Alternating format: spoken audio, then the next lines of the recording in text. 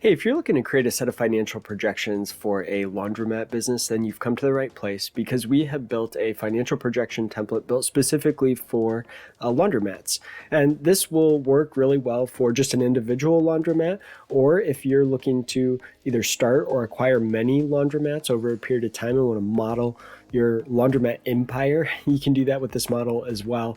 Additionally, it's going to have the ability to put in services as well. So if you do offer like a wash and fold service at your laundromat, you can build that into the model here as well too. So I'm going to walk you through this step by step, how to fill it out and what the different tabs mean and how to kind of understand the financials behind the laundromat business. So before I do that, just a little bit of background on me. My name's Adam Huxema. I'm the co-founder of ProjectionHub, and we help founders and small business owners create financial projections for potential investors and lenders, oftentimes working on SBA loan requests or other types of capital raising. So if you are looking to raise funding and maybe your investor or lender said, hey, send me your projections, and that's what brought you here, you're in the right spot. We'll be able to help you with that. So I am going to put a link in the description of the video below to this particular template so you can go grab this template and follow along. Also, as a thank you for sticking around to the very end of the video, if you stick around to the end, I'm going to give you access to a coupon code where you can take a discount on this particular template. All right, so with that, let's go ahead and dive into how this model works. All right, so we're going to start on the at a glance tab. So this is kind of the end of the process. So after you've filled out all the input tabs and all of your assumptions, you're going to get kind of a profit and loss at a glance, some key ratios, some high-level KPIs, graphs, and charts, use of startup funds graphs, and that sort of thing. You're also going to get a 5-year income statement, a 5-year cash flow statement, and a 5-year balance sheet projection, as well as an income statement, cash flow, and balance sheet all broken down by month for each of the 5 years. So you're going to get the kind of the annual high-level summaries as well as that monthly detail.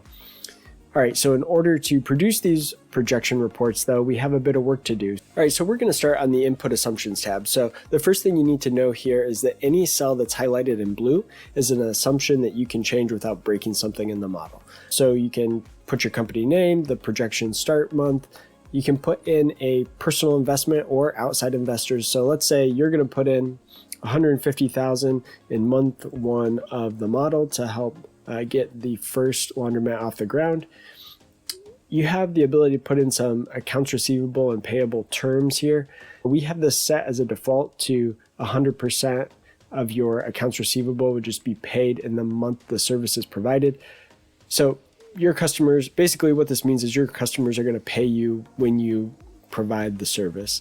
So you're not offering any terms to anybody. Now, if you have corporate accounts that you're providing cleaning services to, and maybe you invoice them once a month, that might be a situation where you're providing terms. And so some percentage of your sales might be on a net 30 payment here.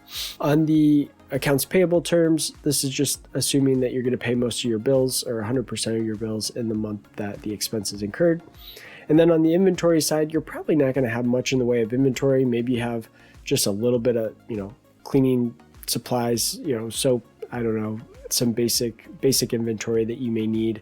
So you could put a small dollar amount in here. Maybe we're going to have $2,000 worth of inventory and we're going to carry a small percentage on hand. So 5% of our sales, we just carry on hand as inventory.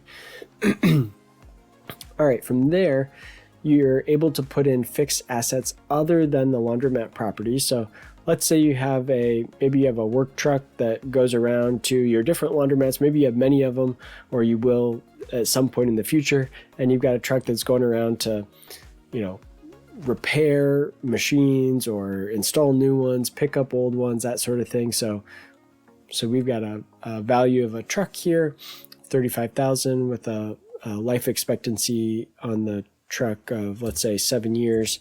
And then we might as well just make the salvage cost 0 and say we're going to purchase that in month 1. Okay.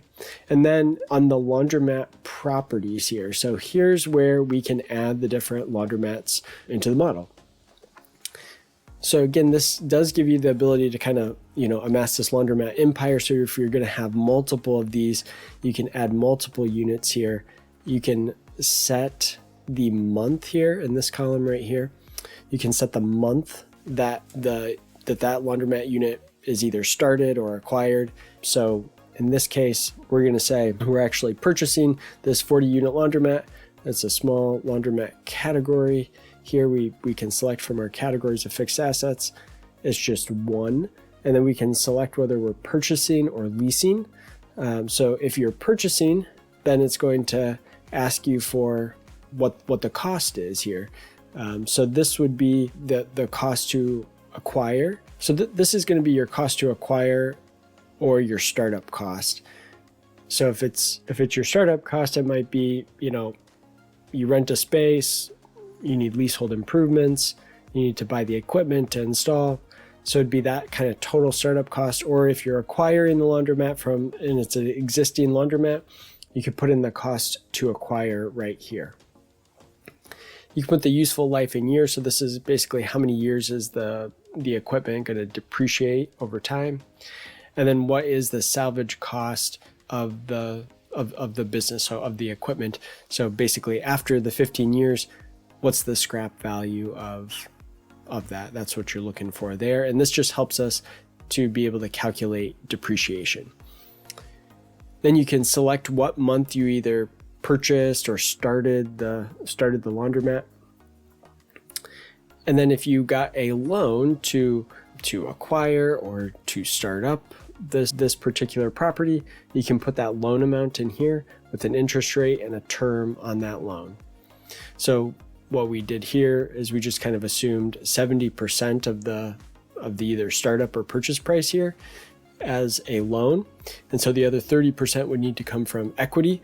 So it'd be, coming out of this $150,000 that we're investing. Now, we also, just as an example, let's say you're also able to get a SBA working capital loan. So let's say we got a $50,000 small SBA loan. That's just a working capital loan at 8% over 10 years.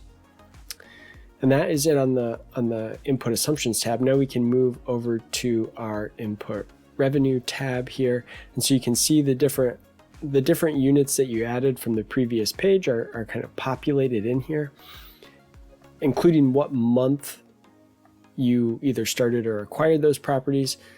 So now we can say, okay, what's the first month our laundromat unit here is going to be open? So what I did in this example is said, okay, let's say we started this one or acquired it in month 1, but maybe we had to make some renovations or install some new equipment. So we're actually not going to be open to the public until month 3.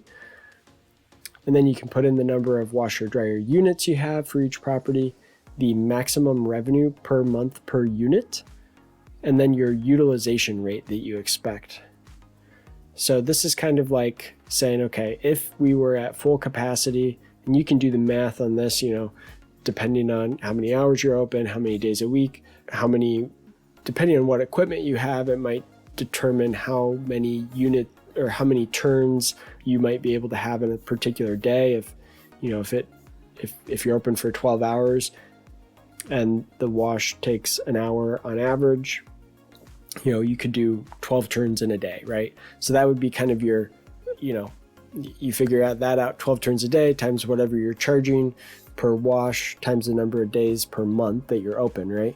So you're going to need to do that math here to kind of figure out, okay, what is the maximum revenue per month per washer dryer unit that I have, and then what utilization rate do I think we're actually going to hit? So probably not going to be at full capacity all the time, right? So you need to make that assumption.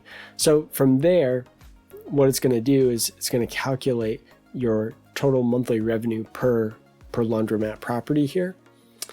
You can then set the utility cost per month, and there's a note here that we found industry average about 20 laundromats spend about 22% of gross revenues to cover utilities, so cost of water, sewage, gas, and electricity.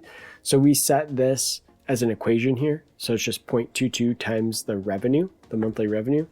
That's where those numbers came up. But you can, of course, adjust that if you'd like. You can also enter an insurance cost per month for the property, maintenance cost, property taxes, and then kind of other costs associated with the property to come up with your total cost per month. And then you can apply a annual growth rate. So let's say you might start at 70% utilization, but you're expecting to grow, some percentage each year. So you can apply that here. And so all of that is then going to come down here and calculate your revenue. And you can see how it kind of layers in. So this facility isn't open till month 13. And then the next facility is open in month 25. You see that layered in here and so on. So there's your kind of standard laundromat revenue. Now, let's say you're also offering pickup and delivery services here. So you can say the average number of orders per month. You can set that number of orders with a minimum delivery fee per order. And then you can set an increase on that. So let's say it's, a $5 minimum. And then in addition to that, you're also going to have the cost of the wash, right? Of what you're cleaning here. So you've got regular clothing, bedding and linens, specialty items that all could have different base prices. And then what you can say is, okay, I had, this month I had 10 customers. So I'm saying 100% of my customers, 100% of these 10 customers purchased regular clothing, our regular clothing service. 50% of them also purchased our bedding and linens offering, and 10% of them also purchased this specialty items offering as well. So we can see that this percentage of customers in this case actually adds up to more than 100%, because the idea is that you might have customers that purchase multiple kind of service levels or different types of clothing. Then you have the ability to do like additional revenue for, extra pounds, special requests, additional services, charge for extra distance, kilometers or miles. So if it's farther away, you can do that. So all of that will then kind of go through here to your pickup and delivery service revenue.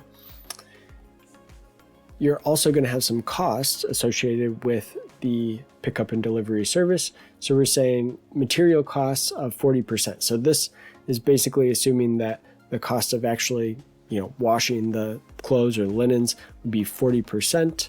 So this is the soap, the water, the utilities, it's all used to provide these services. So 40% there.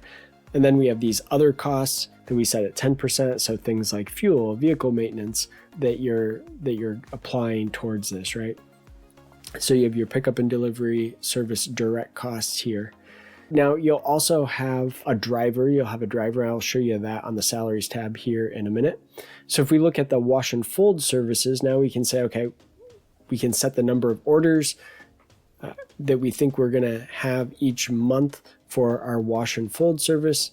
So let's say we started that here with 50 orders per month, and we just increased that by 2 a month going forward. And then again, we can say what's our different offerings here, average pounds per order, price per pound, and then the percentage of customers that utilize that each service, right? That gives you your wash and fold service revenue. Same idea here on the material costs. All right, so for the direct labor section here, we assume you'll have some number of laundry attendants per day that would be basically on staff and available. So you can set the number of laundry attendants that you'd have, the number of operating hours per week, and then the hourly rate that you'd be paying that laundry attendant, along with an annual wage increase. So that would help you calculate what your direct labor expense would be for laundry attendants. And then the rest of this is really just calculations for your revenue and cost of goods sold. Let's move on to our operating expenses here. So we just have some general overhead expenses like our accounting, bookkeeping, maybe some advertising expenses, cleaning, office expenses, lawn care, snow removal, landscaping, that sort of thing, and then internet, phone, and security. Now you'll notice what we do here is we set all of these on a per property basis. So that means we're going to spend $200 per laundromat that we open. These expenses will increase kind of in lockstep with your increase in laundromats that you have. So as you add in, that second laundromat in month 11, that's going to kickstart an additional, $200 in accounting, $400 in advertising, and that sort of thing, right? Now onto the input salaries and owner draw tab, we have the ability to put in a regional manager. Let's say maybe you don't need a regional manager to start with, but as you add in the additional locations, maybe in month 13 here, you hire a regional manager and they're there to help oversee all of the operations. And then you also have a driver that's helping with the pickup and delivery, maybe on a part-time basis. And so that driver starts in month 1 here as an example. And you can set, benefits and employer taxes and that sort of thing. You can also set the number of that particular employee here. So let's say we want to have 2 drivers at some point, we could put in 2 here. All right, so that is really it. That brings us back to our at a glance here. We can see that basically in the first year, we're just about break even, and then kind of swinging to a profit from there as we grow and also add in additional laundromat facilities. So that is really the template. So if you have any questions at all, please don't hesitate to reach out to us at support@projectionhub.com.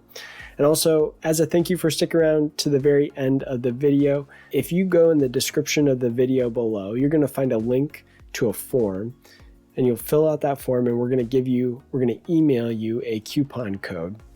It'll be our most up-to-date coupon code, so you can get a discount on this particular template as our thank you to you for sticking around to the very end. So we appreciate that. And if you have any questions at all, support@projectionhub.com. Thanks.